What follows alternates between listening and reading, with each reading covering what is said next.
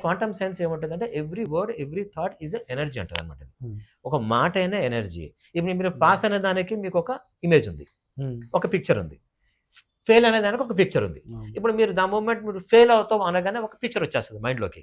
ఎందుకంటే ఫెయిల్ అంటే ఫెయిల్ అవుతే ఎలా చెప్తారు ఆళ్ళు? నాన్న నువ్వు ఫెయిల్ అవుతే జీవితంలో నీకు డబ్బుండదు.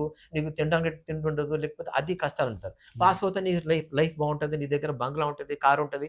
అని ఏంటంటే ఈ వర్డ్స్‌కి ఏం చేస్తారంటే కొన్ని ఇమేజెస్‌ని, కొన్ని స్టేట్స్‌ని వీళ్ళు చేస్తుంది. యాడ్ చేసి పెట్టినప్పుడు ఇది ఒక ఫార్మ్ అయిపోతది. ఓకే. ఇప్పుడు మనం వ్యక్తిని పిలిచి నాన్న నువ్వు చదవకపోతే ఫెయిల్ అయిపోతావు. హ్మ్. ఫెయిల్‌కి ఒక ఇమేజ్ ఉంది. అది మైండ్‌లో స్టోర్ అయిపోతది. హ్మ్. పాస్‌కి ఒక ఇమేజ్ ఉంది. మైండ్‌లో స్టోర్ అయిపోతది. సక్సెస్‌కి అలాగే ఒక ఇమేజ్ ఉంది.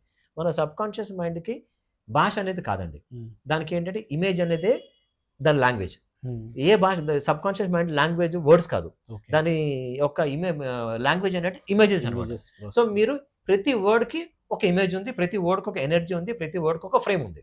ఓకే. మీరు అనే ప్రతి ఇమేజ్ మైండ్ ఎలా తీసుకుంటదో దాన్నొక ఇమేజ్ లాగా తీసుకొని ఫైల్స్ లాగా మన మనం పెట్టేస్తుంది. మొబైల్ ఫోన్‌లో లేకపోతే మన ల్యాప్‌టాప్‌లో మన ఫోటో గ్యాలరీస్ మనం పెడతాం. అవును. అలాగా ప్రతి ఒక్క దానికి ఇమేజ్ స్టోర్ చేసి పెడతది. హ్మ్. ఇది ఏమవుతదంటే మనకు తెలియకుండా ఈ ఫైల్ ఉండిపోతది. హ్మ్.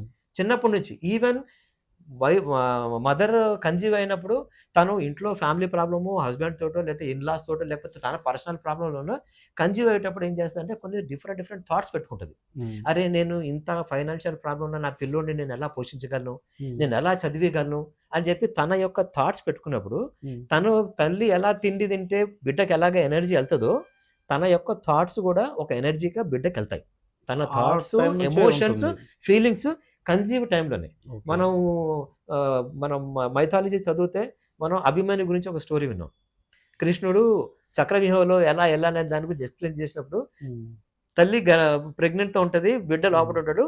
అది స్టోరీ వినేసి అతను ఎళ్ళగలుగుతాడు. అవును. కానీ తర్వాత ఏమవుతుందంటే బయటికి ఎలా రావాలనే పార్ట్ మిస్ అయిపోయింది. తల్లి వినలేదు. తను ఓకే. నిద్రపోయింది. ఆ! నిద్రపోయినప్పుడు తను నిద్రపోయింది. బిడ్డ కూడా నిద్రపోయాడు. ఆ సెకండ్ పార్ట్ వినలే.